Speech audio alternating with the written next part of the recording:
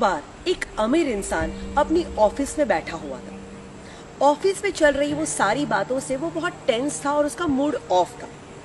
Suddenly उसकी नजर रास्ते पे एक भिखारी पे पड़ती है। जैसे ही वो भिखारी को देखता है उसका मूड चेंज हो जाता है।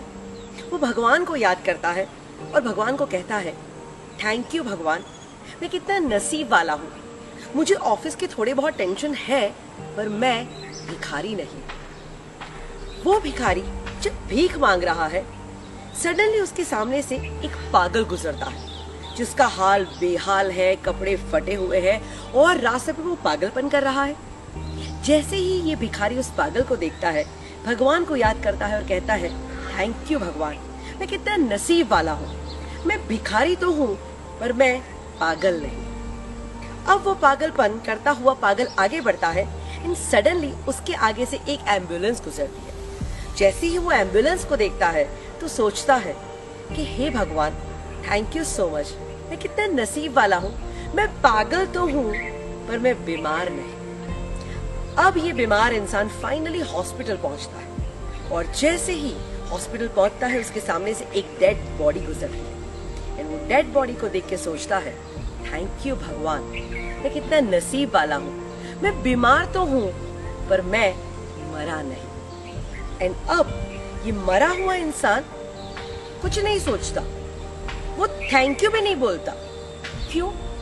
क्योंकि वो मर चुका है। यानी इस दुनिया में हर एक इंसान भगवान को थैंक यू कह सकते हैं, सिर्फ और सिर्फ एक ही इंसान नहीं कह सकता और वो है मरा हुआ इंसान। एक डेड इंसान किसी का थैंक यू नहीं कहेगा।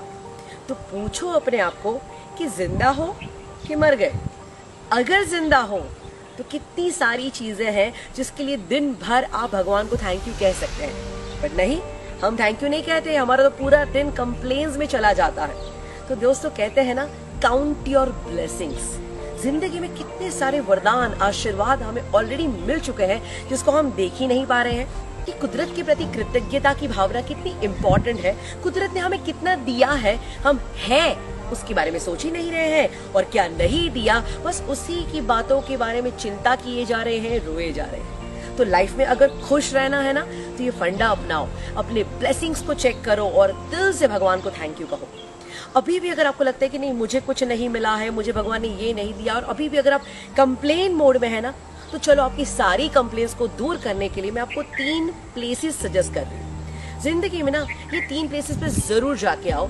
जिस दिन इस 3 प्लेसेस पे जाओगे तो आपको खुश रहने का रास्ता मिल जाएगा।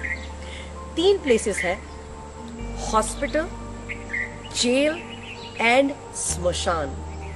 जिस दिन आप हॉस्पिटल की विजिट करके आते हैं तो पता चलता है कि हमारी हेल्थ जो भगवान ने हमें दी है वो कितनी अनमोल है।